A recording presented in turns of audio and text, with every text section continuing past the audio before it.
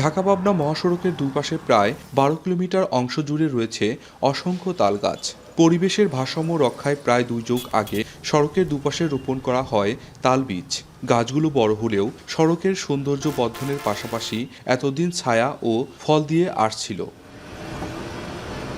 তবে বৈদ্যুতিক তার রক্ষায় সম্প্রতি পল্লী বিদ্যুৎ কর্তৃপক্ষ উজান করেছে পাবনা বিজ্ঞান ও প্রযুক্তি বিশ্ববিদ্যালয় থেকে আতাইকুলা পর্যন্ত সড়কের দুপাশের গাছের মাথা।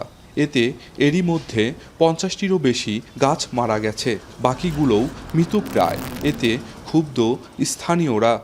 তাল গাছ এক মাথার গাছ, যদি একটু ন্যাড়া করে কেটে দেওয়া হয় তাহলে ওই গাছটা 100% মারা যাওয়ার সম্ভাবনা থাকে। কর্মচারীরা যখন ওই তাল গাছগুলো কাটে তো দুঃখই হয়, যে দুঃখ থাকার আর জায়গা পাই না। খুঁটি যারা পোল দেবী দিলে ওইগুলো উঠিয়ে দেওয়া হলে গাছ জোড়া যাবে না, এইটা আমাদের দাবি।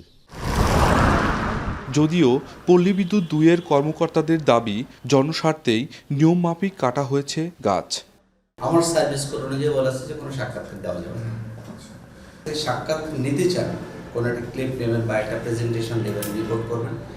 পল্লী বিদ্যুতের বা আমাদের কোনো ইন্টেনশন না, এটা জনস্বার্থেই ডালাপালাগুলি কাটতে হয়। সমস্যা সমাধানে কার্যকর ব্যবস্থা নেওয়া হবে বলে জানিয়েছে জেলার বন বিভাগ।